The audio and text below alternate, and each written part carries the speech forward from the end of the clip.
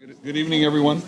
Board members, members of the community, district staff, Dr. Cruz. The time is 6:01 p.m. This is the 8th day of April 2025. And I call this board workshop of the United Independent School District Board of Trustees to order. Will the board members present please announce themselves for the record? Rudy Gonzalez, present. Gilbert Aguilar, present. Elisa Flores Oliveros, present. Danielle Martinez, present. Javier Montemayor, present. Let the record show that a quorum of board members is present. This workshop has been duly called, and this notice of this workshop has been posted in accordance with the Texas Open Meetings Act. Will everyone stand for the Pledge of Allegiance?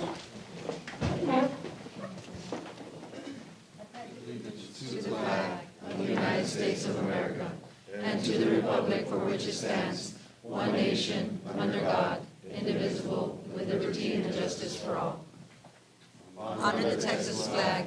I pledge allegiance to thee, Texas, one state under God, one and indivisible.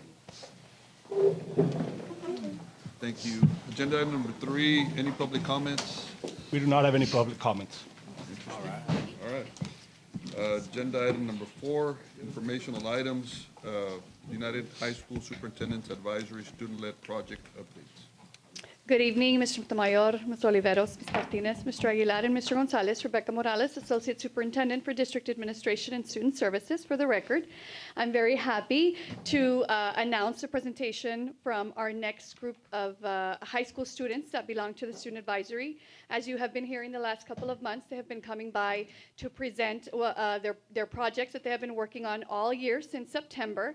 And so I'm very happy to have our United High School. And look at them, that you've been used to seeing a handful of them, but look at this dedication. They're all here this evening to present their projects to you all, but I'm going to pass it on to our activities coordinator from United High School, Ms. Patty Martinez, who's going to share a little bit of more information regarding our group. So Ms. Martinez, if you can join me at the podium, and the students will stand behind us.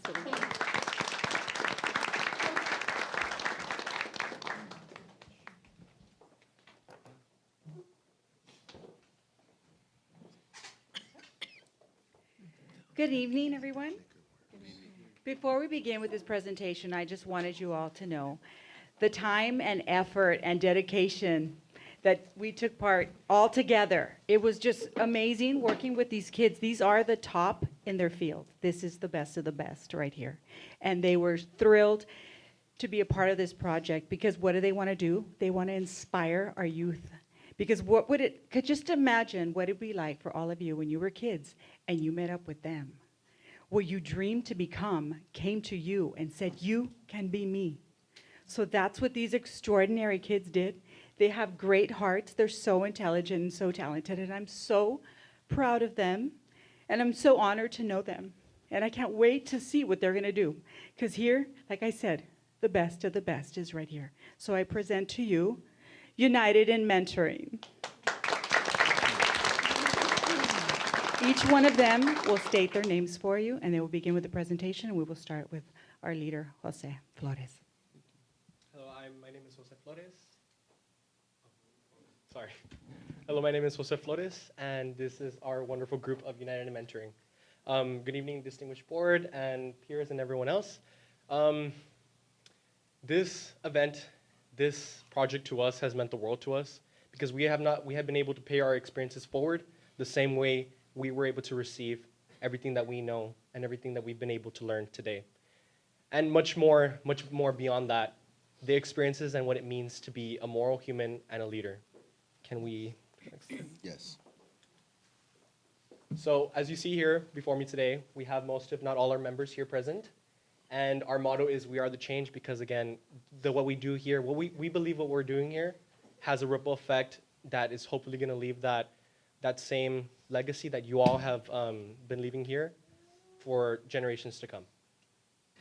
And we've been able to do this through a system where we had a Google form. We implemented a Google form and receipt hand ballots. So each one of our leaders here that we have here with us today, we all specialize in our own field of interest. So mine would be, I'm the ROTC group commander, the commandant for UISD. And of course, we have our NHS presidents and other distinguished leaders in our high school. So we were able to have our students, have the elementary students from San Isidro Elementary School fill out the Google form that basically has their field of interest of what they would like to do moving forward. and we matched them like a big brother, big sister program. We matched them with each one of our mentors. They were assigned 5 to 7 students per group of 2 or a group of 1. So that's how we were able to have this process work and start the mentoring. Athena, take it away. Hello, I'm Asha Castillo. We focused on leadership and academics. My group and I formed activities revolving around the National Honor Society, pillars, essentially a good citizenship and service and good character. We were able to form an amazing bond with these students, and their special skills were really, their light was, I can describe it. It was amazing just seeing these children get comfortable and show us their dynamics between one another, and it was amazing, honestly. So overall, what we want to do is just make the future leaders of America and create their character and build their character and essentially lead them to the path that we're on.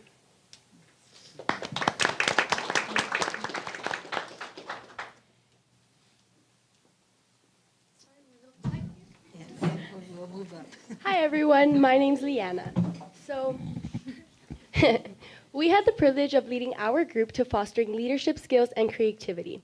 We believe that no matter what organization or club you're a part of, those qualities are essential. Through various activities, we encouraged our mentees to think outside the box, take initiative, and collaborate effectively. It was such a rewarding experience for us seeing them grow not only as leaders but as individuals. Hi, I'm Yali Matani. It showed us that with the right guidance and support, anyone can achieve great things, and we're really, really excited to see what positive impact these children are going to make on their schools and beyond. Thank you.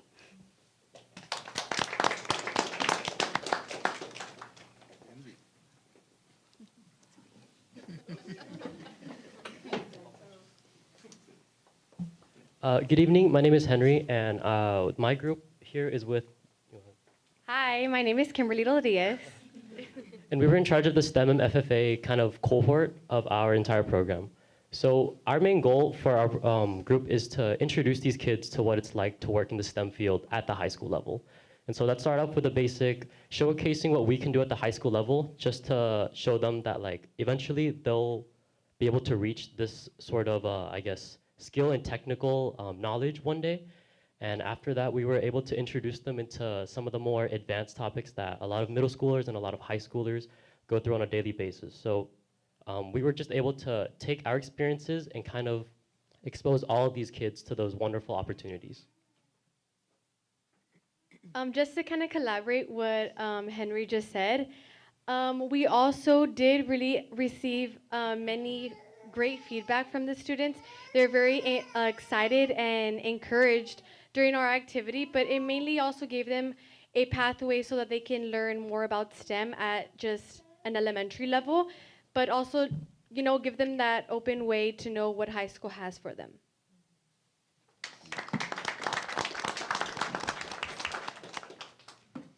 Hi everyone, I'm Isa or Isabela Flores. Good evening, my name is Jimena Salazar. And we are the mentors under dance and leadership. Yes. So being selected with 4 talented young girls, we decided to communicate with each other just to get to know each other, and then we got to know more about ourselves by taking a personality test. Based off this personality test, it came out with a specific animal that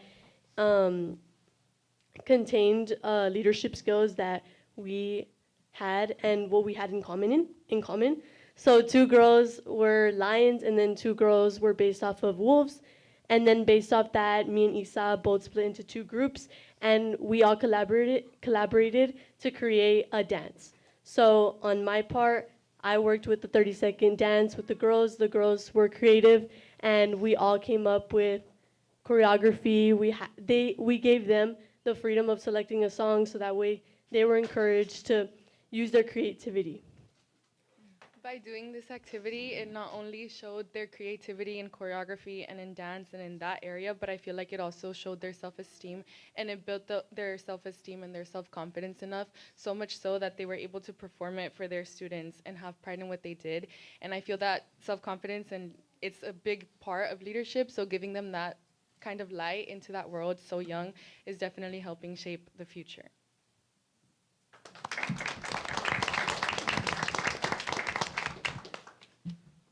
Good afternoon, everyone. My name is Carlo Tawada. I wanted to start by mentioning that Liana cannot be here today. She's currently competing at the area track meet.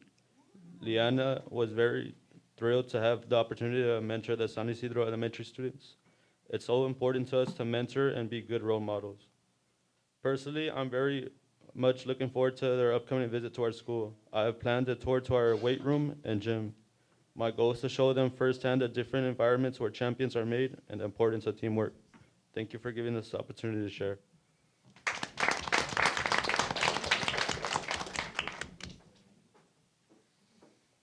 Hello, my name is Danica Velacuer, and once again, my partner Emmanuel could not be here today. And as you see on the screen, I represent theater arts, and he represents government, which on the surface, two completely different sides of the scale, right? But after much deliberating, me and Emmanuel came to the conclusion that there are a lot of similarities. You know, when you're in politics, you're speaking in front of a crowd. That's a performance in itself. You're memorizing. And so that's what we did with our students. We created a mock trial based on Goldilocks and the Three Bears.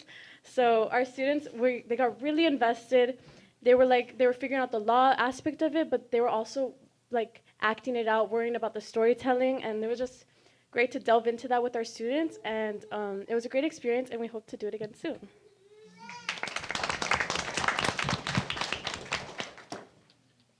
So I was able to teach my students, my mentees that I had, a little bit about military tradition, ceremony, and the respect that you need to have for your country, for the flag. And mostly what I did, I taught them how to march, basic drill and command, saluting, different military traditions that there is, folding a flag, just different respects that are necessary for our community here as a Border Town community, just instilling in them and letting them know the importance and the importance of patriotism that they need to have. So that was my area of expertise.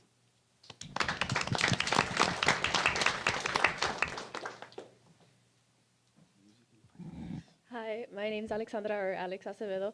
I was in charge of music and fine arts. So as part of my my high school's band program, I was the head drum major this past year, and I found it really just captivating for myself, and I wanted to be able to express to the students just how amazing it is to be able to go through our school's fine arts and specifically our music department.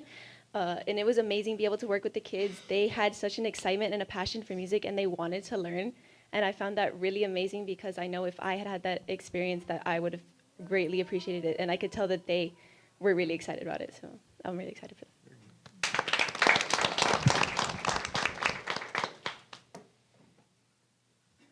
Hello once again.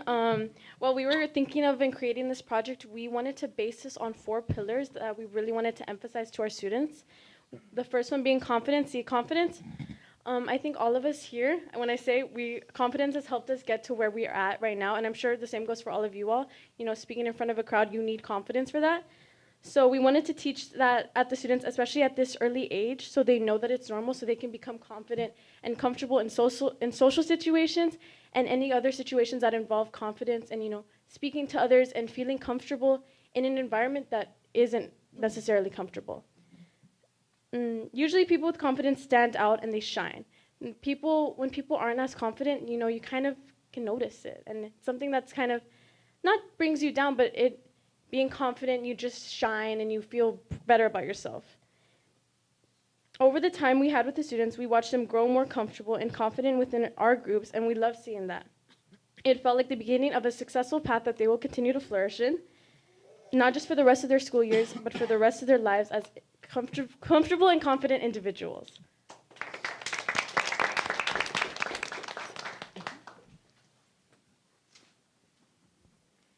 Another key point we wanted to emphasize to these students was ambition.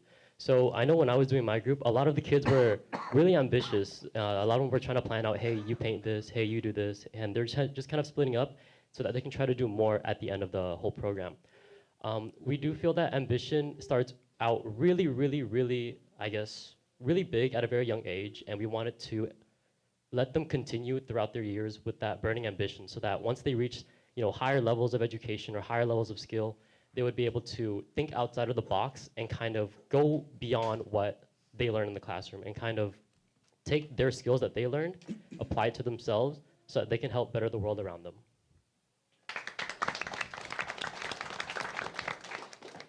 Hello, my name is Alexa, and I was in the group with Ashley and Athena about basically helping the kids demonstrate the 4 pillars, especially citizenship. We want to emphasize to the kids that citizenship is about being a part of a community and making it better. So we demonstrated this by providing them with scenarios which challenge their morals and their values, and they let us know what steps they would take to overcome that scenario. And we taught them to go forth every action with empathy and kindness. We also did another activity with an obstacle course, and we paired 2 students up, one blindfolded, while the other was trying to navigate them to avoid the obstacles that they were facing. This definitely demonstrated collaboration and trust and kindness and empathy within the students as they helped each other. And we actually noticed that not only the one person was helping the blind one help get over the obstacles, but all of the other kids wanted to help them. They're like, Natalia, go over here, go over here. It was so amazing to see how these kids are so empathetic towards one another and how willing they are to help each other. Thank you.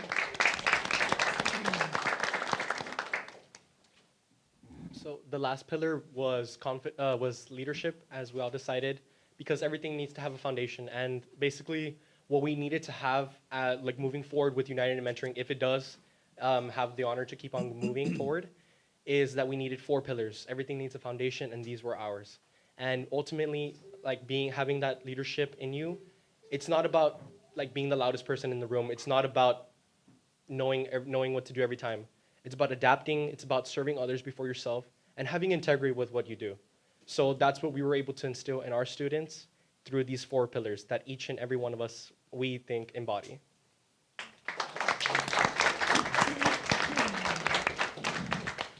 Hi, I'm Athena Aguilera, and one of the most memorable moments of part of this program was just getting to know these students. You know, we walked into this, they're 5th graders, we're 12th graders, huge age difference. I didn't know if they could walk right. I'm just kidding. But we really had no expectations of what they were going to be able to do. We came in with so many ideas, so many games, and we just said, they're just going to follow us. They're just going to be followers. They probably don't have the ambition we have. But we were so impressed with them, you know. Not only were they wanting to do sports or STEM or whatever, they were so multifaceted, and I think that's the perfect word to describe them. You think of these kids as, oh, they're good at one thing, they're good at another, but really they're good at everything, and they're so impressionable that this program really just showed us how easy it is to give them that outlet to grow. And so even with like little activities, little conversations, you could just see them get comfortable with it, with themselves, with their community, and even with the mentors that they had just met a few hours before. It just really shows that, you know, UISD is making a good change, a good move to really give these kids this great outlet to become themselves. So yeah. Hi again, I'm Isa, and I think one of the highlights for me during this whole process of mentorship was definitely seeing the growth and the way that, how Athena was mentioning, their minds are so big and so creative, and they shine in so many more aspects than just being a kid, you know, like having fun with what they do with dance. It wasn't just about dance, it was about the leadership, it was about the creativity, about thinking on the spot. And I feel they shined with that. And not only did they shine expressing those skills, but the fact that they're so young and already have access to gain and build on that. You know, coming in, they were shy and they were very quiet, and in just a couple of minutes, they completely blew us away. And I feel that if we continue to give them opportunities like this where they can show their shine and we can give them that freedom, they'll not only build confidence in the 4 pillars, but they'll also become better human beings to become better leaders for the future.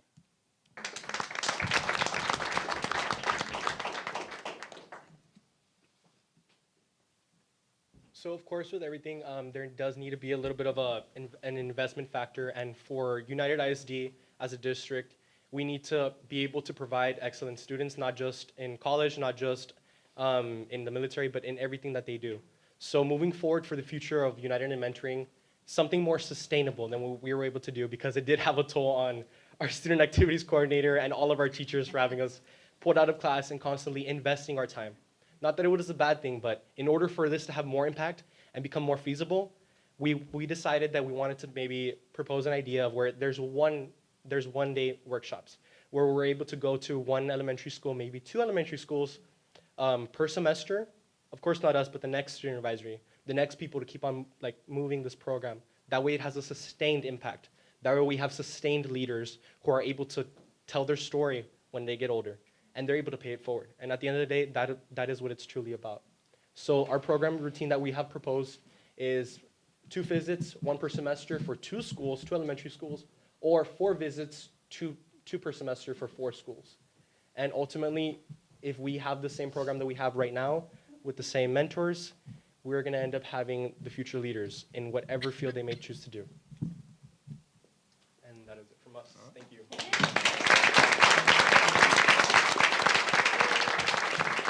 So as you can see, they're extremely passionate about their program, and it was so nice to see, and what we've told them from the very beginning is they were the ones that built this program from the ground up, and they're leaving a legacy behind. A lot of them are seniors. Raise your hand if you're seniors.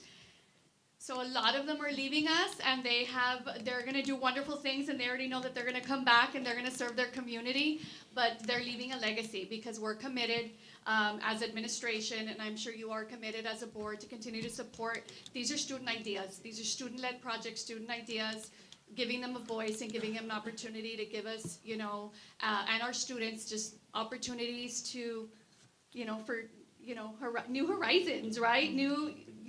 Stepping out of our comfort zone and just trying new things, and I think this was very fruitful.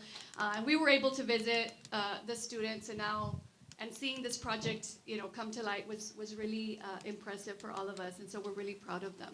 All right. Well, I want to thank each and every one of you. I'm very impressed with all of you, the work that you've done. It's safe for me to say that I'm sure it's left a lasting impression on the 5th graders, and I hope we can expand it at some point. It's really a good thing. It's good energy, and I'm really happy to see that y'all are doing this, and the smile, just your smiles alone. Thank you very much for everything. It's a good vibe, yes. Congratulations. All of you spoke so eloquently. But Jose, I particularly loved what you said about leadership. It's not about being the loudest in the room. It's about serving others. And I appreciate that very much. Thank you, Jose. Thank you to all of you. I'd like to say also that, I don't know if this is on. I'd like to say also that I know San Isidro is a school that I represent, and my children attend San Isidro Elementary. So I can tell you from what I hear from the kids there and the parents is that you all are the hype right now, okay? And they are really looking forward to visiting your campus. Everybody's talking about it at San Isidro. Be very proud of the work that you all are doing. This is a teamwork effort. It's an effort that you all put in, and really know that the kids are beyond happy with what you all did. They are going to remember it. I'm telling you, my daughter's in 3rd grade, and she has the 5th graders telling her already. So I am really looking forward into seeing this implemented. In the coming years, hopefully we are able to have it in more elementary schools. I can tell you that the principal and the administration at San Isidro is also very happy with what you all are doing, because you all are igniting that little fire, right? You're keeping it alive, and them seeing you, now they're even motivated. They don't even want to go to middle school. They want to just skip to high school. So again, congratulations, and we are very, very proud of you all.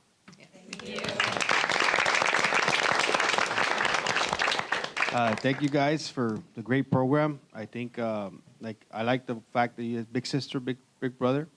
Sometimes we don't have that growing up, and I think you guys are leaving a great impact on those kids and building a legacy with this program. So thank you for everything you guys do.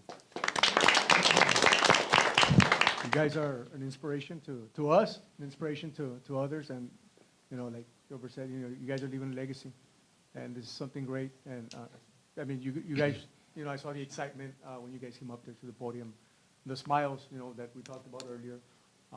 It's just exciting to see future leaders out here in front of us. So one day you guys are going to be leading, and and then you're teaching others that it's going to be easy for them to lead. So I appreciate everything y'all did, for the kids. And so I just have a question, Ms. Morales. So this program, it'll be implemented every year, or how is it?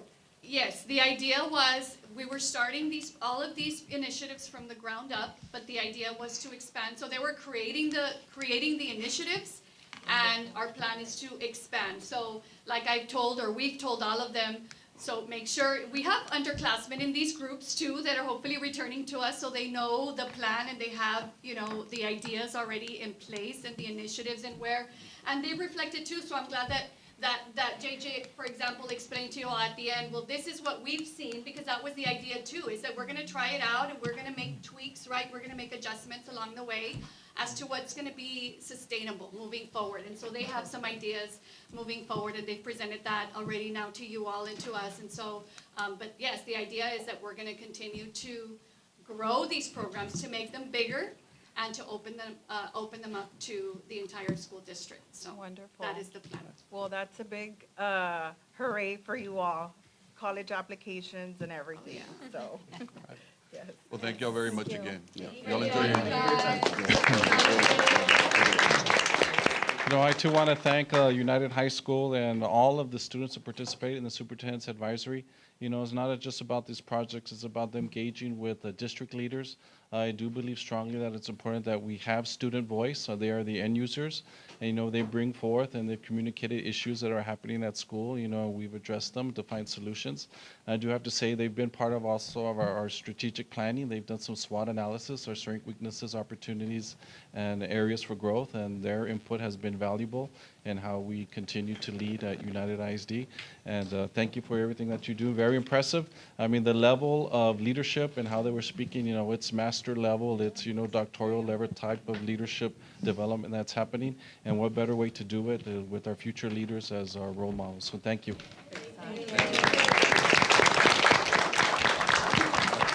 For the record, Michelle Molina is also present. For the record.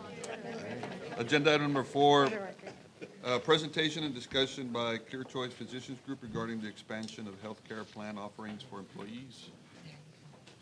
Yes, we do have some members of the Clear Choice organization here who are going to give us some details regarding their plans or their some suggestions in terms of employee access to healthcare.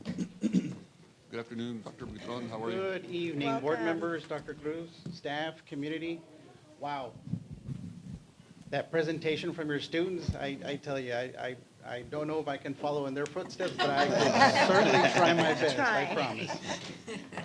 I am Oscar Buitron. I'm the Chief Operating Officer for Clear Choice. The team that we have is our Chairman and President of the Board, Mr. Victor Vasquez, and our Vice President of the Board, Mr. Jacob Puig.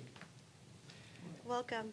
Thank you so much. One more. Jerry Sanchez. Oh, yes. Mr. Jerry Sanchez, Well, our Mr. treasurer. Sanchez. Excuse me. Let's see. You could just advance It should work. The button? The kids could do it already.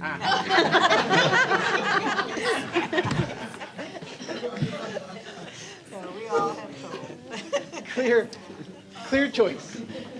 Clear Choice. It was an idea from our chairman and board president, Mr. Victor Vasquez, an idea that was born and raised here in Laredo, just like most of our board members and investors. And the idea was really to enhance healthcare. The idea was to reinvest in our people,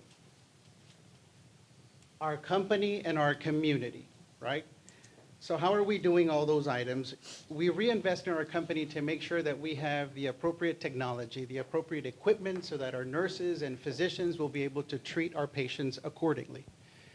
We reinvest in our community. I think that's very important for all of us in Clear Choice. And how do we do that? Just a couple of examples. Your students. We have high school students from LBJ that are rotating through our facility.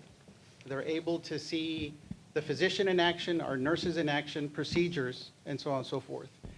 We have scholarships for high school seniors. We've been doing it for 3 years. We've given away $120,000 so far, And the plan is to give away an additional $40,000 this year for local high school seniors. Additionally, we support local non-for-profits. And we believe in education as well. What is the ask? A partnership. A partnership with UISD and a partnership with your students. A long-term partnership where we will be able to provide a clinic that is dedicated to your staff and to your families. A clinic that can have primary care services, a physician or physicians.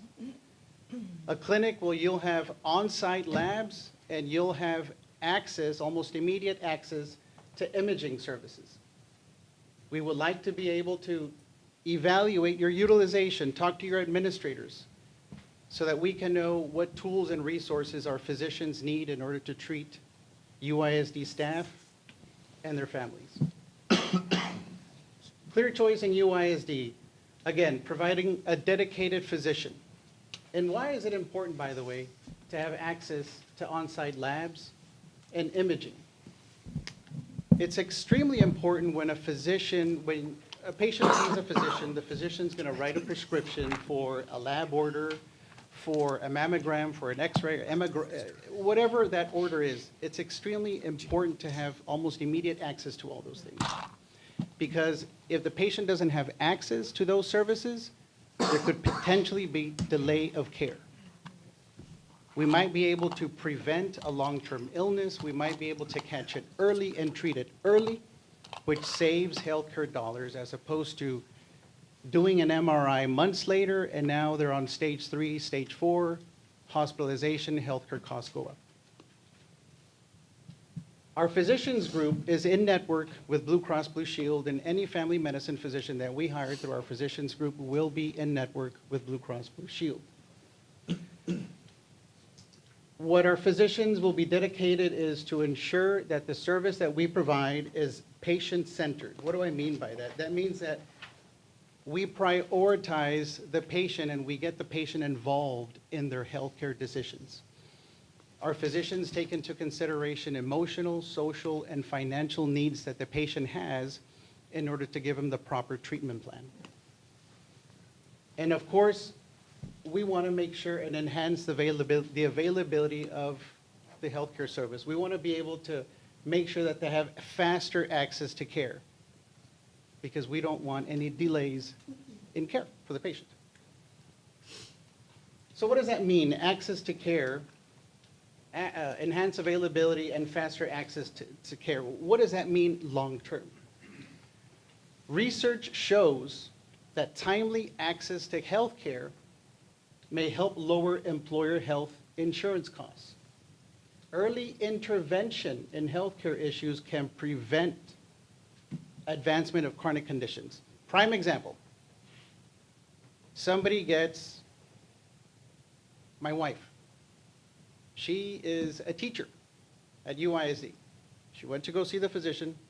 She calls me up and says, hey, my doctor ordered a mammogram, an x-ray, a colonoscopy, and some labs. What do I do? And I'm like, well, I'm sure they have a phlebotomist there. You can draw your labs. Well, they don't have it. What lab do I go to? Because I already called for an x-ray, and it's going to take so many days. I already called for a mammogram. It's going to take 3 months. I have to stand in line for an hour for lab results, so on and so forth, so on and so forth. And sometimes when that happens, it's going to, well, let's wait for next month. Maybe next month there'll be more availability. And then they go back to their doctor 6 months later. The doctor's like, hey, well, I ordered this and this and this. What happened? Well, it was taking too long, but I'll get it done. I'll get it done. 6 months later and 6 months later, and then you get your imaging, and now we're dealing with a very large complication and very large healthcare costs. We are going to prioritize the services that we have, lab, imaging, so that we can take care of those patients and make sure prevention, prevention, prevention. And if we do catch something, we catch it very early on. What we also want to do is we can help with healthcare education. You have a wellness committee. We can coordinate, if you like, with your wellness committee. to increase healthcare literacy. We should all know why we're taking medications, why they should be daily, why we should be doing the exams that a physician requires. We just need to put that in words for patients to comprehend, right? Health literacy. We all understand preventative care is the best. You go visit your physician, you get your labs done, you get your this done, you take your medicines. That's a healthier patient. A healthier patient is a healthier workforce. A healthier workforce, reduced absences, and healthcare costs.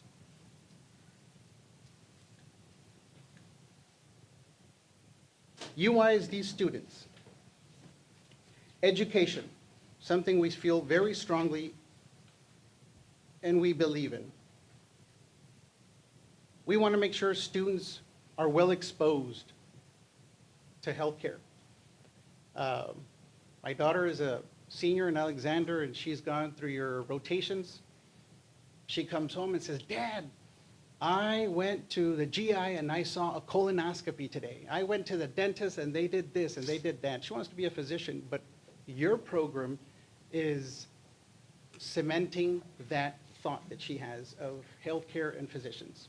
And that's important to us, and that's why we have LBJ students rotating through our ER, and we will prioritize the clinical rotations at our hospital. We want to be able to recruit your students that are graduating. It's very difficult right now for hospitals, independent freestanding ERs, imaging centers, to hire a radiology tech, and an MRI tech, an ultrasound tech. It's very, very difficult. We all share them.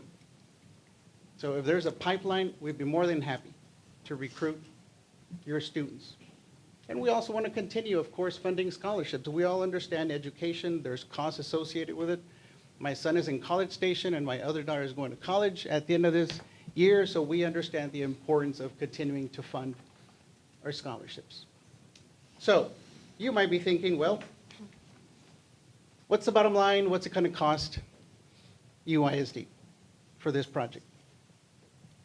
This is at no cost to UISD.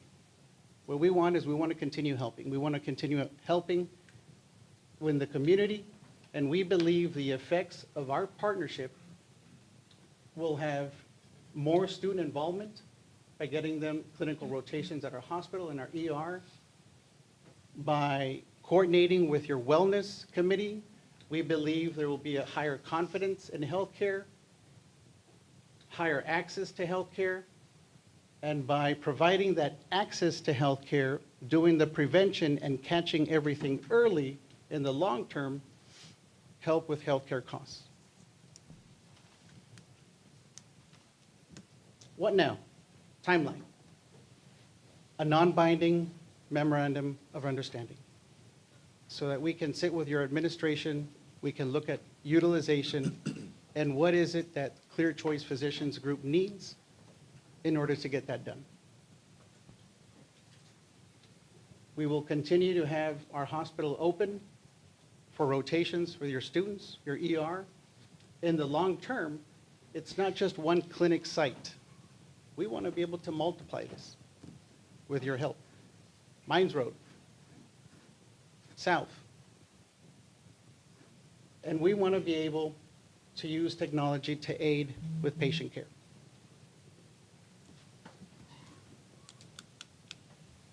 And that, in a nutshell, is our presentation. Okay, so I have a question. Yes. So a non-binding MOU, very interesting. Non-binding in what sense? It's no cost. We're not expecting to take the next step. What we would like is data so that we can make sure that we can provide all the tools and resources that we need to make this project succeed. Okay, just a question for administration. I don't know, since seems like considering a partnership with a private entity, are there purchasing laws that we're violating, not going out? I got a few phone calls about this, going out for, a request for other local hospitals or clinics to engage in this sort of relationship with UISD? That would be something that we would have to, definitely look into, but maybe perhaps going into an RFP, to make sure that, of course, that we are being fair, Just to of be course, fair, with other transparent. entities and transparency.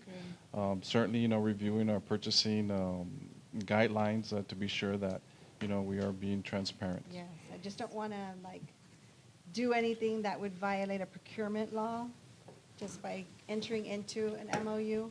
And also working with. Yeah, no, this is just a board Yeah, workshop, this but is these just- are questions that I don't know if it's going to make it to the meeting on Wednesday or not, but if it does, I'd rather ask it here in the workshop. So, Dr., so in essence, I know we've discussed this before.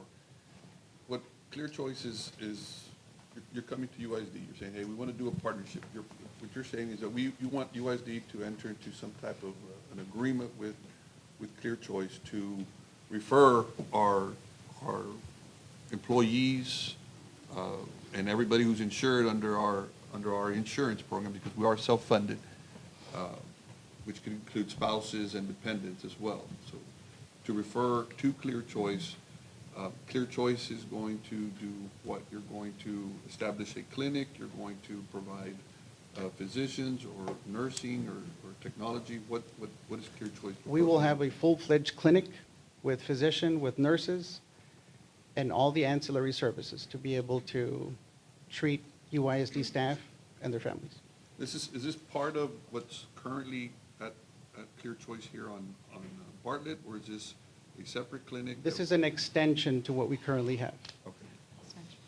So I work in healthcare, so I am all for that, just because I do know that the way the times are moving is that, yes, now you do have to have a clinic where your employees do go get their services, right? I also did get phone calls again because I work in healthcare with the same questions that Ms. Alisa brought up, but I do see your point, and I think that your presentation is already a step moving forward, right, to address the needs of our community, because our community is very underserved, right? My question to you was, are you going to provide, for example, I know right now colonoscopies, the mammograms you mentioned, that's a big where our members of the community are having to wait 6 months, 7 months for a mammogram. So is that something that you all are looking into incorporate into your clinic? Yes, absolutely. We're going to incorporate mammograms in both projects, in the expansion of our ER into a micro hospital and the general hospital expansion. Okay, Tell me a little perfect. bit about So your the- general hospital. I'm sorry if I interrupted. It's okay. So that, just so people can get a visual, right? Because I know Apple, HEB, even Amazon has this. I work with Medicare, so I do see a lot of these bigger companies are now embracing that, where their employees have like that wellness clinic, right? Where they can go and get their, if they suffer from diabetes, right? If they can go and get their sugar levels checked. So that's kind of where this presentation is going to, right? To provide that platform, just Absolutely. so there can Absolutely. be a visual understanding. Yes. Okay. Just to jump in on something you said, all those mammograms, right, take 3, 4, 5 months out of town, and this is something that we can bring here locally and service our employees.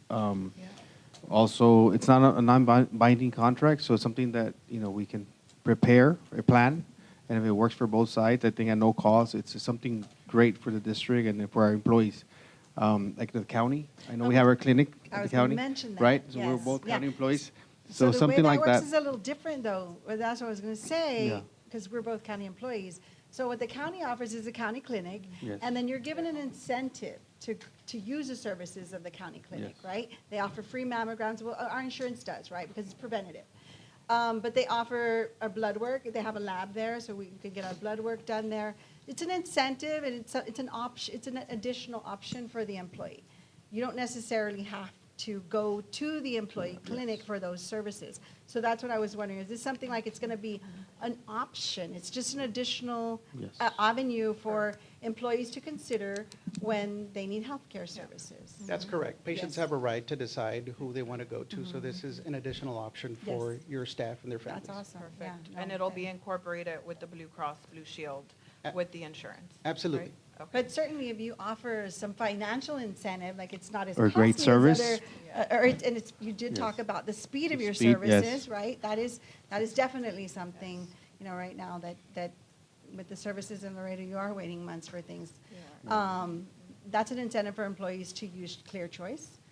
But I'm just thinking legal, right? Like legal, we can't tell employees you have to go to this clinic, No. but we can make it a best option for them, like the county does with the county clinic. you know. And that's one of the reasons I was interested in hearing from Clear Choice, Dr. Vitron, because in my discussions with the county, they have indicated to me that over the years, it takes time to make that change. It takes time to, you know, educate our community, our UISD community about, hey, you know, Clear Choice or the county, this is what's going on. But over the years now, they've been able to get a savings on their healthcare costs because they also are self-funded. You know, the numbers that I was being told were anywhere, you know, 2 to 4 million over the years. It's been a big savings, but they've been able to promote through their wellness clinic. They've been able to promote, you know, the checkups and the exams and the healthcare education. And that's something that you know, I was very interested in hearing from and I'm hearing it from Clear Choice as well. I think that you know, it's certainly that relationship and that communication that Clear Choice can establish with our UISD community is can be very beneficial. And the numbers that I think are out there as far as, you know, participants with not only our plus 6,000 plus employees, but you're also talking about dependents, and you're talking about spouses, and it could range anywhere from 12 to 15,000 complete or participants, I guess, that could potentially be referred over to your. But you need the numbers. You need the Yes, claims, I guess. we the need to claim look at the information. utilization to see, you know, how big is it going to be at first? Do we need to ramp up? You know, that's where the MOU comes in for the utilization review. Utilization So it of our would just data. be your Data, yes. research, per Yes. se, of how much utilization, let's say, how many people are going to the ER, right, every weekend or whatnot. Okay. Right, the MOU really tells us what our responsibilities would be and if responsibilities for UISD. It's very clear, you know, it states exactly what we would do for you for just the MOU. And then if in the MOU, we agree, you agree, then we take the next step after the MOU. And so Now- now I'm just thinking about employees who have already established their PCP, right? So they'd be able to stay with their PCP. You all would just be a clinic where they get the services done, correct? Or, The patient still gets to decide. okay. They want to continue to stay with their primary care, then they stay with their primary care. They can use this for ancillary if they would like. Perfect, yeah, but I think it Or does we can give a- follow up and be their PCP. It's whatever the patient decides. And I think it gives a lot of structure. I mean, that's what I do, you know, 8 to 5, do care coordination. So it really does help. And I can tell you that right now Laredo and Webb County is very underserved. So I thank you all for putting this Thank you. presentation together Thank you. for us today. Dr. Vitron, Yes. I appreciate and I commend Clear Choice for taking the initiative and the forward thinking of presenting this to UISD, one of the largest employers in Webb County. And, you know, it's that forward thinking and being able to provide more services here locally and having this one-stop shop where our employees can go and get everything done, all their preventive, all their annual work, everything all in one spot is there's a lot of value to that. And I appreciate the presentation, the thought process behind it, even including the initiative for our students to capture this, to take their high school hours, you know, for certification, for graduation. So this is a big deal for us as well. So I would love to see how we can partner with this. I would love to see how beneficial this would be. And I like one key thing that you mentioned right now is you want to see what the greatest need of our district is from our employees and work from there. So that's the white glove service that we talk about, right? And so I really appreciate if we can see a little bit more of what Clear Choice can offer us through that data. and see how our students can capture those hours, how our students can be successful once they graduate, and having a centralized area to capture all of this through this MOU. Also, you know, they graduate and they leave Laredo. We want them to stay here. We want, you know, to increase that wellness and that healthcare here locally in our homes. So I appreciate the forward thinking. What would be the next steps here? I think we need to go to I the think full we- agenda. y- Yeah. Yeah, we And would then have to we do could some. Grant go through permission. legal, right? We Yeah, we would have to do through some legal due to diligence see. on the legal Well, side of things. Yeah. regarding Yeah, I would, Okay. I Sounds like a lot of this is data sharing. You know. Yeah. I don't see any reason why it couldn't get done. I don't think the MOU is, I think the MOU is harmless. You know, and you know, obviously you all would have to, you ought to have to review it, but I think it's a harmless situation. But I would like for you to look at the data and see what you can do. So But I that mean- having been said, do we need an MOU? Well, If we're I going to think to share exchange our information data- and continue the conversations, I believe so. I guess, do you all But have that- an that's MOU all already? Have you legal. all It would be exchanged best practice information to yet? do it. I have not seen an MOU. No. The biggest thing that I guess from a legal end that caught my attention would be more so just the confidentiality. Yeah. Data being shared. No, that's Not for, really so much like an RFQ and RFP at this point. It seems to be more just like But would we be sharing numbers or names, right? that I Just- really just- don't know. Well, Just you data, could- I guess. Just data, Data. numbers, maybe No names, no utilization, PHI. right? It'll be I think unidentifiable mask data. Because I think once we go Yes. the MOU route, it's very formal. And you have other providers out there, because I got the phone calls, that have, like, why not us? Why them? And, you know, and so you have doctors calling you, you have other people with clinics calling you, and you're like, you know, I thought we had something with Gateway going on, Mr. Garza. We had during the pandemic, we had something with them. So, you know, we don't want to, this community needs all the healthcare providers we can get. We don't want to upset anyone. That's why I said your best approach is offer something good to our employees, which you said two very important things: fast service and maybe a discounted price compared to the other providers locally. I don't even think we need to do anything. You just put it on their list of places they can go, and they know that that's a good place to go to. I personally go there. So if you, no, I try not to, right? I try real hard not to. Recently was there, not me, my family members, right? That's right. But it's very close to where I live. I love your quick, fast service. Yes. It's excellent. But that having being said, we don't want to close out other healthcare providers, right? We're here for everybody, and our employees, they have a medical home. We're not going to disturb that in any way. We shouldn't legally. We're not supposed to. So I think if we don't need an MOU, and you can share data with ClearChoice, numbers, not names, obviously, then I think that's a better route to go to not upset other healthcare providers in the community. And then that would fall on you, you know, in your marketing. Are you going to offer us a better deal? Are you going to offer employees a better choice? Then definitely. Clear choice. Clear a choice. clearly better choice. Then they will definitely A clear go to choice. ClearChoice. That wasn't a commercial. Tell me, before you leave, I'm interested in learning about this micro hospital and the future hospital down the road. You Expansion. mentioned it in your presentation. What's that all about? Absolutely. So in our current facility in Bartlett, we have an independent freestanding ER with 8 treatment bays. And it has a full complement of lab. We have a CT, ultrasound, X-ray, a portable X-ray. We have a physician there 24 hours, a registered nurse 24 hours a day. That will be expanded into a micro hospital. Micro hospital is really a general hospital at a smaller scale. So we're going to add 5 inpatient beds. We're going to add 3 operating rooms. One of them will be shelled. We're going to add an MRI. We're going to add a mammogram machine. We're going to update our CT to the latest and greatest, and ultrasound as well. So that is already in the works. We already have the licensure application out for the state. We have everything that we need to do and hopefully break ground by August of this year. And it's 18 months of construction. That's very They're on impressive. Bartlett. For your micro hospital. Yes, the micro hospital. Where was the location? I'm sorry? 7105 North Bartlett. That's the one that's now. That's They're gonna the facility expand- that's now that we're expand that one. expanding. Yeah, but You have another general hospital? The other project is a general hospital.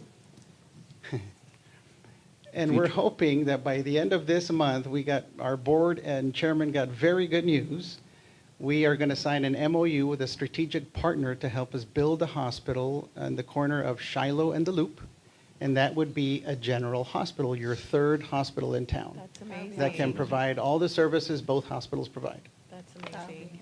That's very impressive. You know, it definitely, when you think of somewhere to go, you're always in the fear, are they in network? What are they going to do? Do I still have to go and call other doctors? Are they in network? And, you know, it happens all the time, right? And to know and have that security in the back of your mind that going here to this location, all those services are in network, it's invaluable.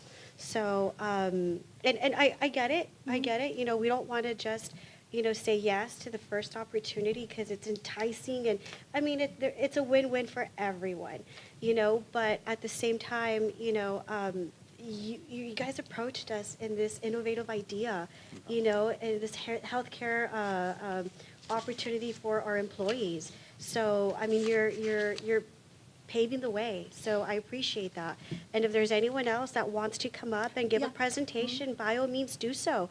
You know, whatever we can do to work together for our employees and provide those wellness checks and preventive and, you know, have healthy employees and you know, it ripples down to their spouses and their families and then it just makes a healthier community. So thank you very much. Thank you.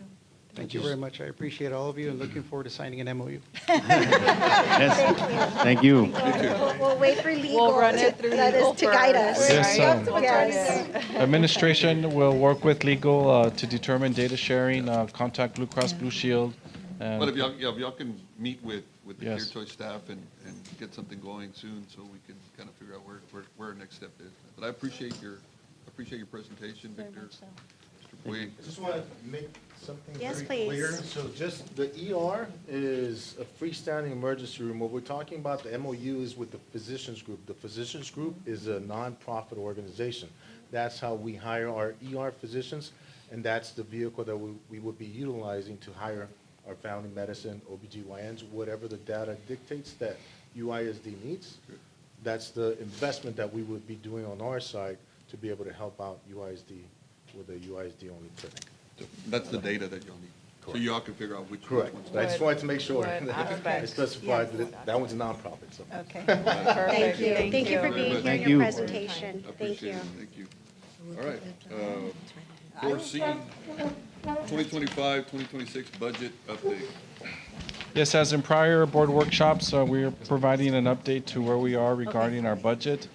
We did receive some very, very preliminary templates that we're working on in our finance department, working with staff, reviewing staffing, prioritizing our needs. Here to provide an update as we have Ms. Laida Benavides.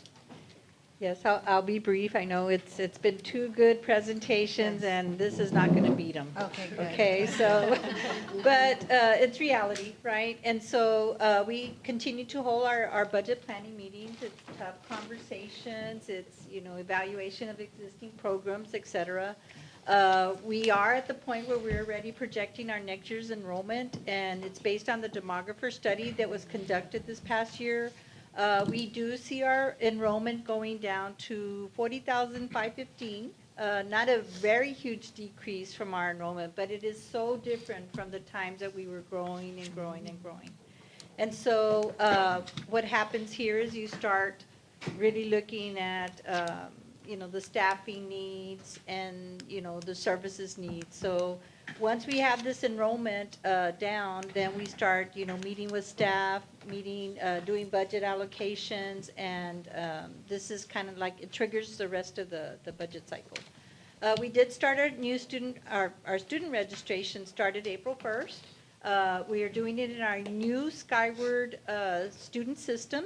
Last year, our kids or our parents registered in Tyler, which was the other system, right?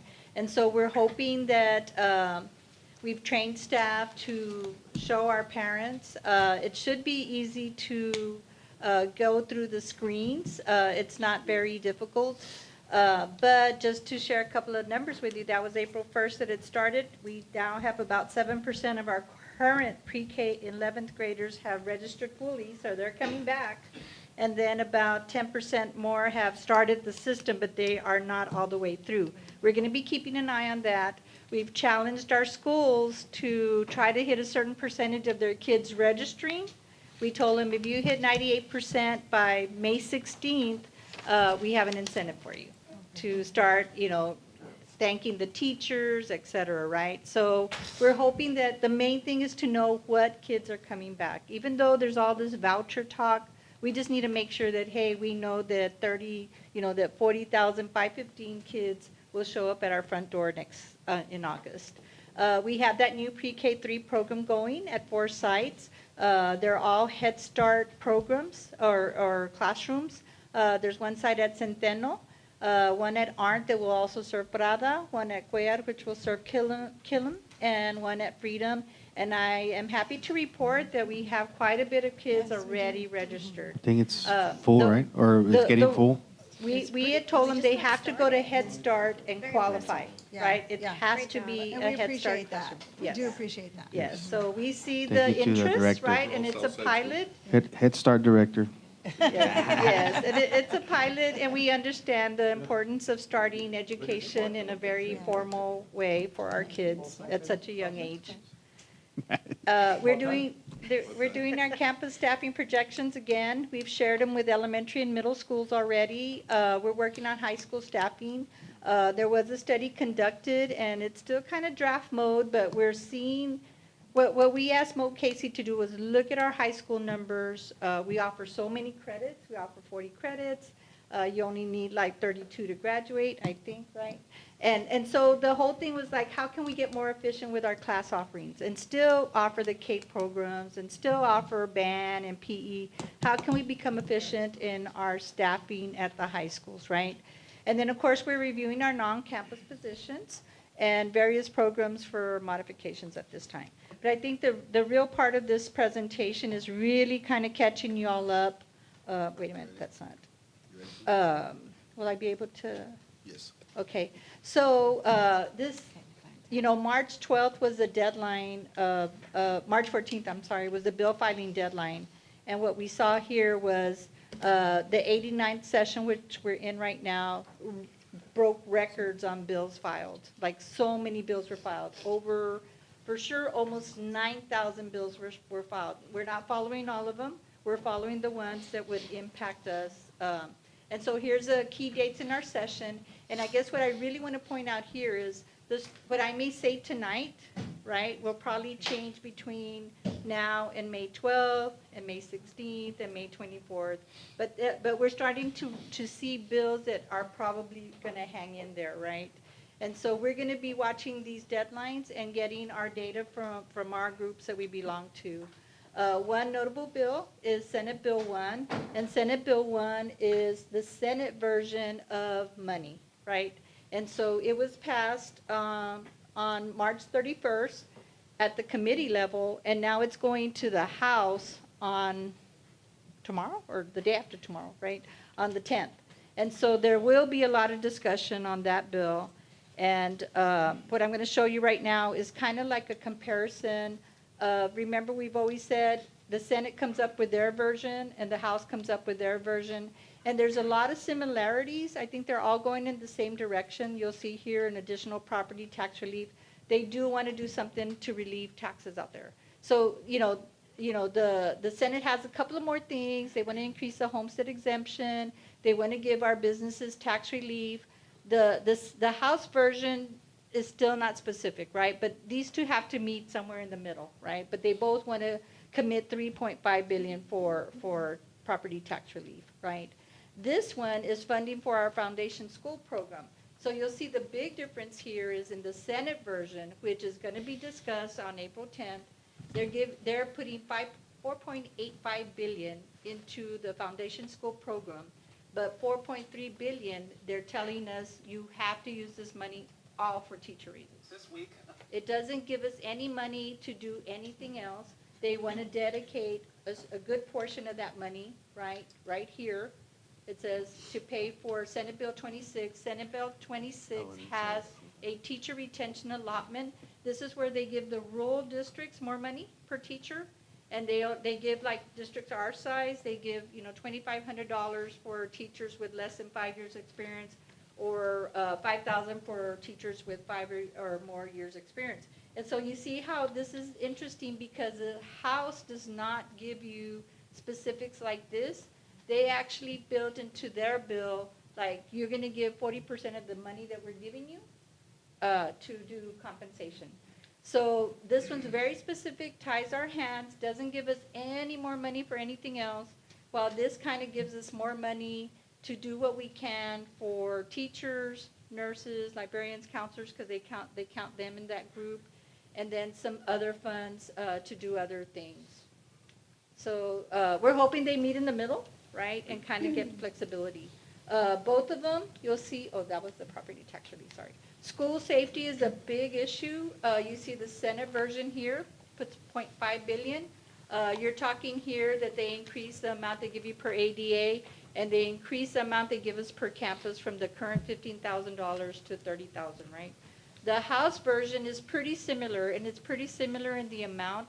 They give you a little bit more per ADA, and they give you a little bit more, they give you more per campus, right? So that you can see right now, so many similarities, something's going to come out that's going to give us more money to help us with safety. And then vouchers. So vouchers, the Senate version of Senate Bill 2 has already passed. You see, I'm sorry, I have some notes on the vouchers, but you see the House has not passed a version. They might just adopt the Senate bill version and make modifications to it. And some of the modifications we're hearing is that they need to provide for students with disabilities, right? They need to prioritize, like maybe 20% of what they give will be for students with disabilities. They want to give for kids that are in public schools right now, that want to go to private schools. And they pretty much, in some version of it, do not say, oh, we're going to give the private school kids money right now. It's really to bring public school kids to the private schools, right? But in both cases, we're seeing they're not budging from this. They're going to give them $1 billion. They're capping it at $1 billion for the 2 years of the biennium, right? So this one is on its way to appease the governor and everybody else. So anyway, a little bit about House Bill 2. This is the one that we want the House to really work on. This one gives us more money. It gives us an automatic basic allotment increase, and that helps with all our special programs. It gives us a comp ed increase. This is where the House does tell us to prioritize a little bit more money for teachers making more, that have been with us 10 more years. It doesn't say give them this much. It just says, try to prioritize, right? It does give us more money in special ed reforms. It gives them, they add pre-K to the early ed allotment, so that's a little bit more money. And so what I'm saying is the House Bill 2 is kind of the one that would give us more flexibility hopefully when they give us more money, right? And then this is kind of just a calendar. Again, this kind of moves House Bill 2, I'm bad at this.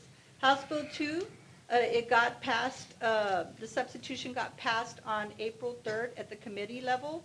Now it's going to go to the full chamber, and then there's a process, right? But then at some point it has to join up with the Senate Bill 1, which is the money from the Senate side, and they need to come to terms on how are we going to fund public ed, right? They're going to fund vouchers, but how are they going to fund public ed, right? So here's the Senate Bill 2 on vouchers. It passed early on, February 5th. They did a substitute, and I think in this substitute, this is where they started saying, okay, we're going to cap it at $1 billion. It's only going to be so much per kid. And so we're watching this carefully because it might change as it's going to the governor, right? It might change a little bit more. I know it says special education funding, and looking at this one, there's actually a lot of changes for special ed. Not necessarily tied to funding, but more of requirements. But I don't know. We're looking at it and hopefully get some input or kind of an idea, okay, well, what is it that they're going to want us to do? What are the new requirements? And so we probably have to keep an eye on that one. Hopefully it comes with some more funding. And then just some other bills of interest. I think, let me see if I saw the vouchers. Oh, the House Bill 124, the school safety. Again, remember I said that one it's probably going to make its way, and it's very similar right now to the Senate bill version. So there probably won't be a lot of delay and talk about changing too much on that. And so again, we're keeping an eye. Again, when we come back in May, we'll probably have more specifics. Maybe by then, some of these have already been moved along. And so we'll let you know the impact on our bottom line, right? We actually got some calculations based on the House bill. The concern there is that basic allotment increase, they only show it like for 1 year. So what do you do the second year of the biennium? And so if that's how they're going to fund us, then we have to kind of almost make a budget that covers 2 years. And so that's what we're going to be looking at and making sure we understand that's what's going to happen. So I don't know if anybody has any questions. I have some questions. I know, not about this, but about the administration continues to hold budget plannings, right, meetings. Is there a COLA being considered or no for the new coming school year? Like a cost of living adjustment? A cost of living adjustment? Well, I think that's going to come as we get more familiar with the funding, you know, because right now we are at a deficit. And so we want to be careful not to overcommit the board or ourselves to something that we may not be able to sustain. But everything that's looking in there, it looks like they want to give us money. They just have to hash out the differences and say, okay, this is how we're going to fund you. And I'm sure that would be something we would consider. We'd get our data on COLAs and, you know, we can share I know we've shared our history of raises, right, and adjustments, or what time adjustments. We can bring you all that data. But as we're getting close, like that could be like a May informational item to y'all, like just some information for y'all to start understanding, like, okay, are we going to get some money? These are some scenarios that we could do. So as we're getting closer to understand our revenue, then we can start saying, okay, this is where we want to dedicate our funds. Okay, perfect. Yes. And then I had another question about the student registration, because I know that parents I include myself, we were very used to Tyler. So now Skyward is completely different, right? Are you all providing some sort of informational video for parents? Because I know the feedback that I've received from some parents in my district and even me myself is that you're having to start everything from scratch, like your emergency contacts, all of that. So it is a little bit time consuming, but maybe it was very interesting that you mentioned that it's very important for us to already know the numbers to plan our budget. So maybe if we can come up with an informational video or something to let our parents know about the importance of it, right? Of why we need to get our students registered ASAP, one, and two, maybe on a how-to, a guide through of how, because some parents, I can tell you, are not as computer literate as others. So it is going to be a little bit of a challenge, especially for students who maybe are under the care of grandparents and whatnot, right, who are having to do everything again from the very beginning. I know that one, the emergency contacts, it's like going through your phone and oh my God, but yes, maybe if we can do something like that. I think Hector's here. Mr. Pettis? Mr. Pettis is here. Mr. Pettis. Yes. Other duties I as know a we citizen. update this every single year, Hector. even on the events and everything, but it is a different system. I'd like to know Definitely. details. No, we did do some training videos on how to use the portal for the parents to access the grades. Obviously, we didn't cover the registration part because they had done it on Tyler, but we are producing a video that we're planning to put on a link to all of our parents to make it easier for them. Perfect. Yes, Thank you that for should that. be up and running in the less than 2 weeks. Okay, We're just perfect. I do have to give a plug to our registration fair, our enrollment fair that we're going to have on Saturday, because this is the first time that we're opening it up for all grade levels. We in the last 2 years that we've done this event on a Saturday, it has been for pre-K, but this year we're opening it up to all of our families to help not only new students, but returning students to be able to help with registration process as well. And I was there last year, and we did like 80-some%. Yes. So it was we're good. going to be available to help Yeah. our parents with the registration there as well. Perfect. If you can Helping send me them the everywhere. flyer, that way I can promote it within my school. We're adding some computers at the event we have tomorrow with federal programs, the Signal, the United South. gentleman that is United going to South come Middle speak. School. So every opportunity we have, Yeah, wherever there's perfect. parents, we're going to be there. with Chromebooks and computers to register. Perfect. Great job. Thank Wonderful. you. Thank you for that. Ms. Benavides, just on the House Bill 1, that's the vouchers, right? I'm sorry. You're good, you're I'm good. sorry. I think it's So the- Senate Bill 2 is the voucher, Okay. and House Bill 3 is the House voucher. And so, So the one that provides like 7.5 billion for public education? oh, yes, that is House Bill 2. Two. Yes. Okay. So they're going to have to bring Senate Bill 1 I think that's and what House Bill they 2 want to together. pass together. Yes, that's the So one that's that'll help us a lot, right? Yes, that one brings us a lot more money. I think it was I'm sorry, Mr. Aguilar. Passed it or- Yeah, Right. right there. You see how the Senate version's only, not only, but 4.85 billion? Yes. The House version is 7.6 billion. Okay. So yes, I they're think wanting to put they're more gonna money in combine- yeah. public ed. And so they have to meet in the middle, right? That's and what I see hopefully- where we're pass the vouchers and we'll pass, 7 for the House. Yeah, so. maybe the Senate will change. Well, that's what, one of the senators from here locally said, that's what they want to do, They wanna Meet, yeah. start- So I yes. just want to see how it's gonna help us benefit for our district a lot. The House version helps Yes. us more because it's the flexibility, right? For And teachers. obviously more money.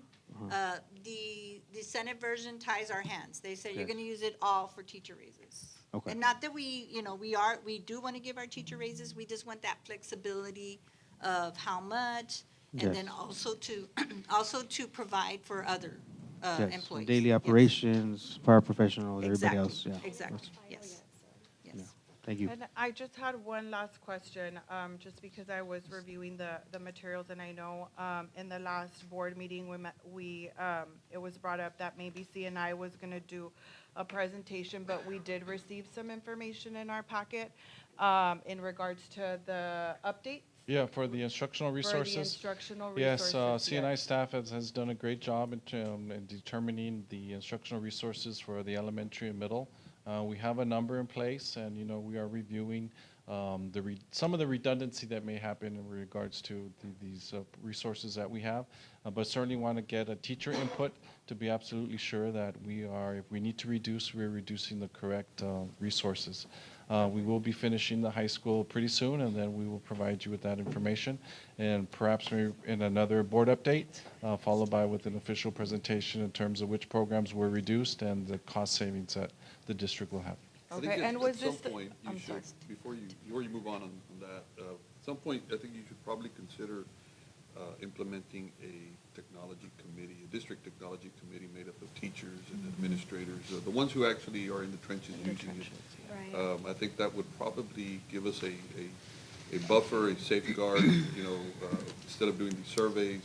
Certainly these teachers, just like our wellness committee and other committees we have out there, I think that would probably be beneficial to curriculum instruction, to technology as well, to figure out what is it that teachers are liking. Now, I do know that different teachers like different programs, but, I think that would help us kind of, Determine what's effective. well, kind of prevent questions. And I know you used to have one, there was one at one time, but it was. If I may, the ones that we have are the instructional technology trainers. Those are teachers that receive a stipend, and Ms. Garcia meets with them, at least monthly, to get information like that. But yes, we can expand that one to have more teachers that can provide us feedback with that, sir. No problem. Just like y'all have cadres, y'all have all sorts of different, I think the technology committee would probably Yep. be Benefit. something that, we could rely on and not get all the different versions, from the Yeah. different departments, so. Put it And together. thank you. We're- I was going to say something like. Oh, We're Great certainly minds making think progress. alike. We're making progress. And I would really like to see something implemented before the next school year, just so that we're all on the same path, please. So, and for the record, was this the first time that data was ever collected? I mean, because I know it was discussed in the past, but was it ever collected, or why was it not collected before, or? Sometimes it is difficult to get usage reports because there are some programs and some of the vendors will not provide it. So what we're doing now is that when we go into an agreement with the vendor or an instructional resource, we are going to stipulate in the contract that you must provide a usage report. We are also looking at a software that can be part of our district network, where that can also be incorporated to see how many times a student is clicking into a particular program, how many times a teacher is using it. So that's going to make it much easier for us to determine the usage of all of our instructional programs, our online instructional programs. I think you also have an employee now dedicated to Mr. Bettis's department. It's dedicated to auditing our contracts. auditing the Yes, usage. of course. We have Ms. Nancy Newsom. She is actually in charge of compliance. One of the big areas that we check is House Bill 18 mandates that we have student data privacy, that we protect the student data privacy. So we have been doing it manually, where we actually go look at the utilization. We did a survey, a teacher survey last year at the end of the school year, gave us some data.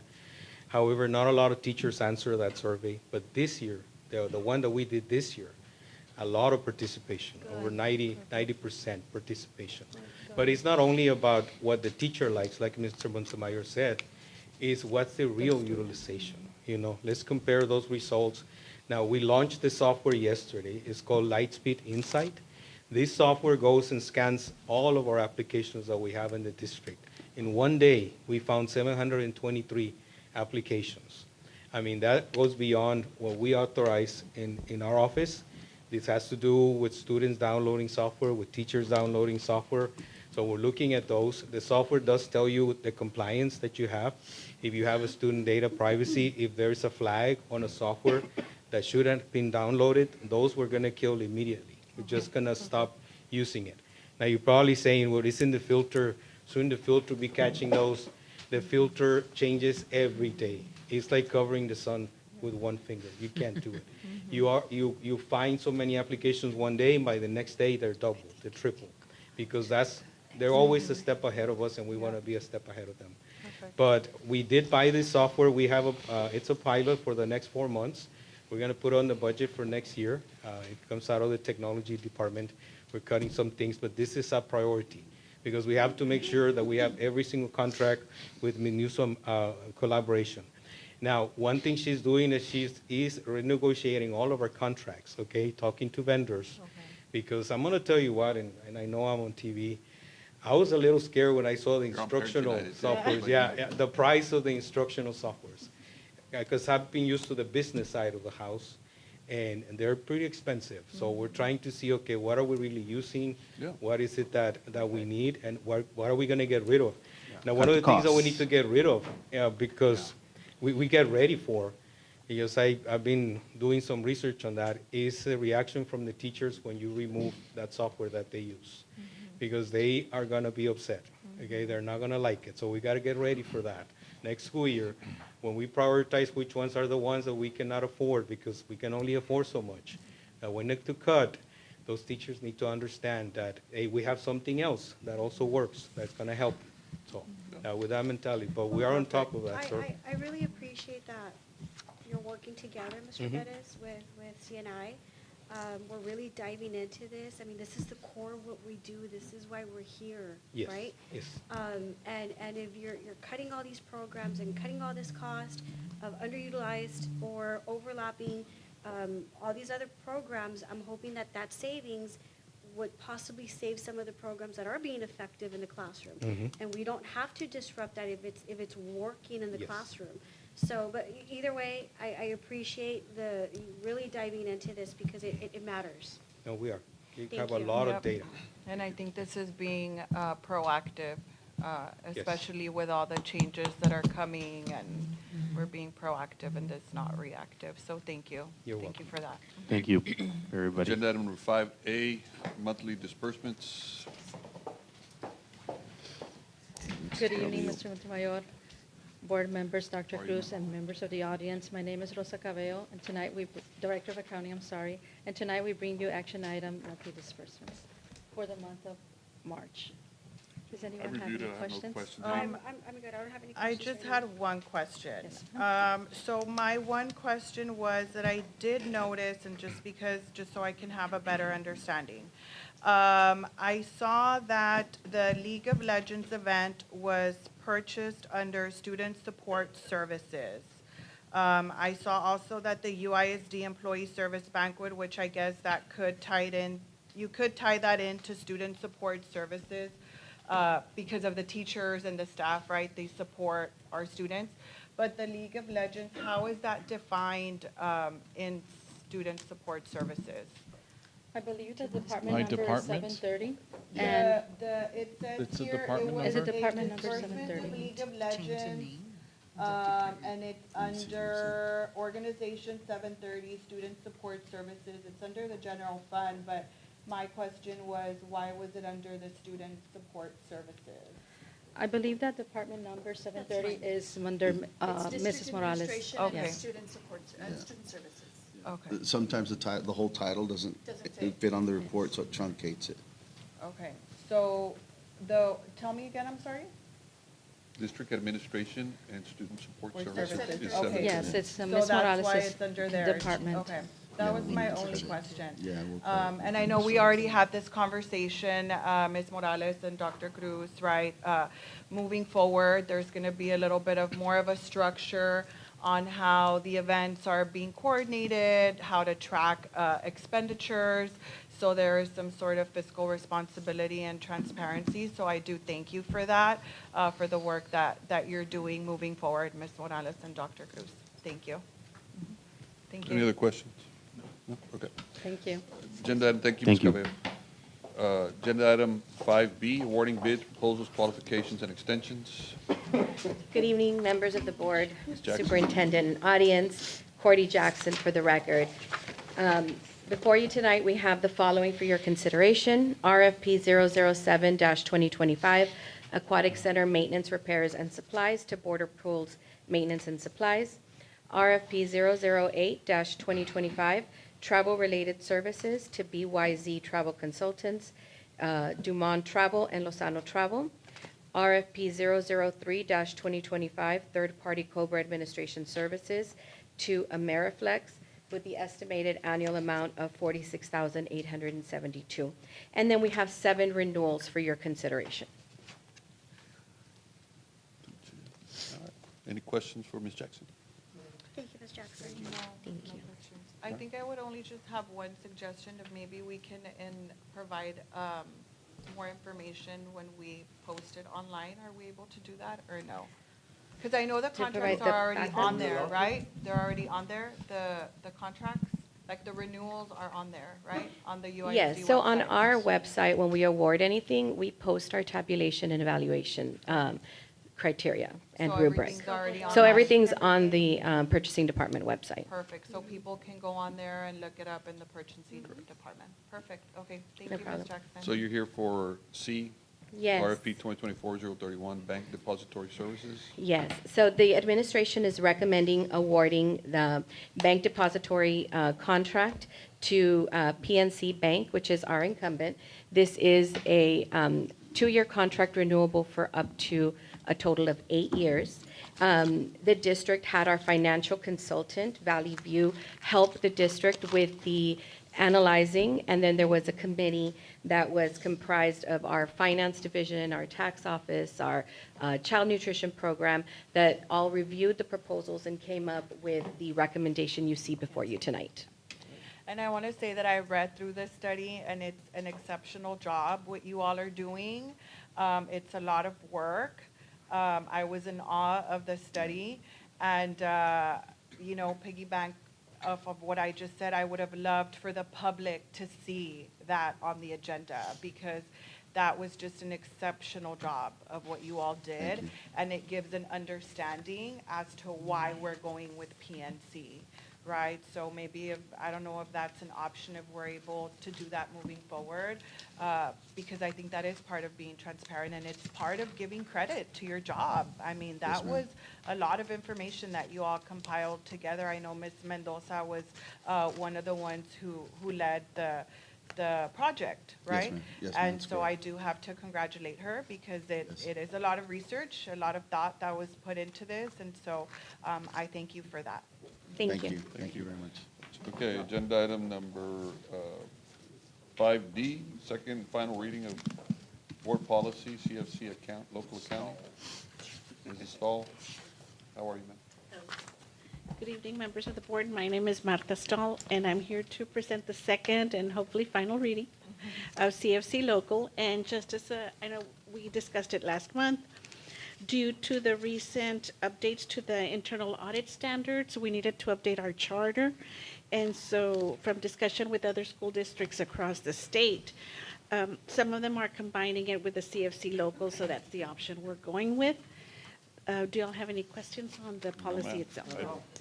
Thank you very much. Thank you. Thank you, Ms. Dahl. Thank you. Agenda item 5E, the implementation of veterinary science program at United High School for the 2025-2026 school year. Good afternoon. Good evening, members of the board, Dr. Cruz, and members of the audience. My name is Clara Gonzalez, and I am a CTE coordinator. I am here this evening representing Dr. Angie Sanchez. Last month, if you recall, Dr. Sanchez shared some information on what it would take to implement a new veterinary science program at UISD. So today, I'm here to provide you an update and a recommendation for approval for the implementation of this program beginning the fall of 2025. It is a recommendation of the CTE department that the Board of Trustees approve the possible implementation of veterinary science program at United High School beginning fall of 2025. The program goal would be to select 15 to 18 incoming 11th grade students annually to earn a certified veterinary assistant level 1 certification through the Texas Veterinary Medical Association by the time that they graduate.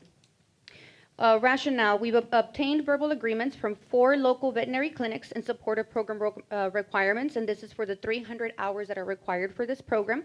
Our CTA department has been communicating with community, with our local veterinary clinics to get that support. That was our number one item that we had to make sure that we had the support throughout the community, because these 300 hours of work-based learning that they have to be able to master those 78 skills are essential. We cannot have this program if we don't have the veterinarians willing to assist us in this project.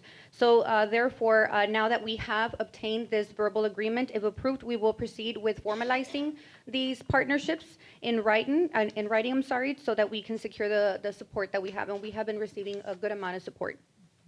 We have also identified the available classroom square footage at United High School to adequately house the required workspace and instructional setting for the possible modifications to add water connections. That was one of our concerns, that it can't be just any classroom because of the way that this classroom was going to be used. The size of the classroom was also something that we were looking for. So in collaboration with Mr. Alfonso Peña and his team, we have been going to United High School, looking at the different areas in this classroom that was recommended, and there is water accessibility modifications that will be done, but they are feasible.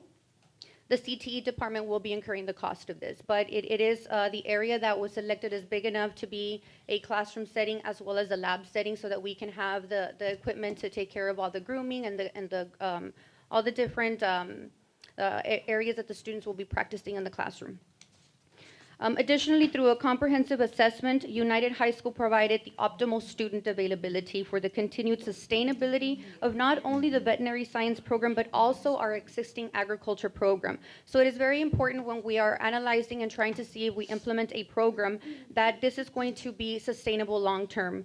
And in looking at United High School, they are the ones that have the sufficient number of students to support both the veterinary science program and their existing ag program without affecting them and lowering our program of study completers. And as you saw in our previous meeting last month, that is something that we're very proud of in UISD. We have a very high program of study completer status, and moving forward at United High School would definitely be feasible with servicing both programs.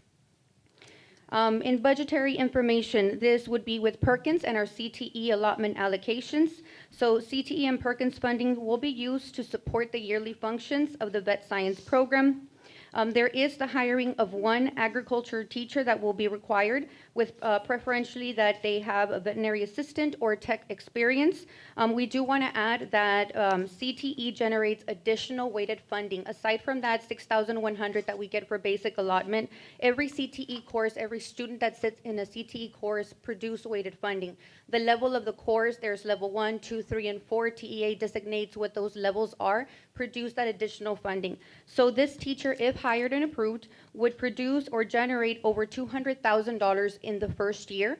And from those $200,000, $60,000 comes from that CTE weighted allotment, therefore pretty much covering the salary of the teacher itself. That's based on the numbers that is based on the number of students. So what we did is looking at master schedule. Of course, the first year, the teacher would have the first class, which is the level 3 class, the veterinary medical applications. It's a year-long class, fall and spring, 18 students approximately. But of course, she would be teaching maybe 2 principles of agricultural class, which average at about 25 students per class. Maybe some 4 livestock classes, 20 students. So we used that number to give this calculation. It's a little bit over 200,000 that the CTE teacher would produce. This is only from United students, or it just says, select 15, 18 incoming 11th grade students? Is that district-wide, or is that only United? So for right now, we're starting with United. Our biggest, the biggest factor here that will allow us to either reevaluate and grow is the number of community partnerships that we have. That 300-hour requirement that we have, they will not be allowed to test. So the veterinarian has to sign off that they've met those 300 hours, that they've mastered those 78 skills that are required for that exam. So once we grow this program and if we can get more partnerships, we are a little limited in Laredo with veterinarians, but if we are able to increase, if this is something that is discussed with Dr. Sanchez, we can reevaluate and see if we can add another campus. But that is our primary limiting factor, is the business partnerships. Any other questions? Thank you. Thank you. Thank you. All right, agenda item 5F, resolution to approve employee compensation for an emergency closure at Troutman Elementary School on March 27, 2025 due to an AEP power outage.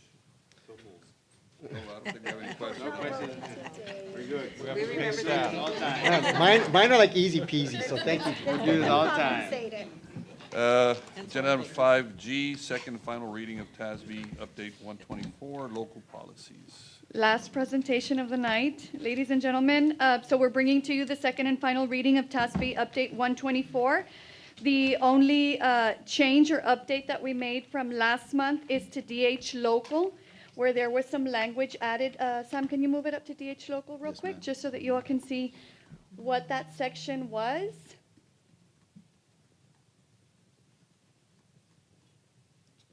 You want to do a little slower, Sam? I'm just kidding. I'm not there yet. I'm still on CAA. DH. Yeah, no, it's gonna take a while. It's on page 143. It's not all of them. It's not all of them. I just want to Oh, show. okay, it's not all of them? 143. Yeah, it's almost there.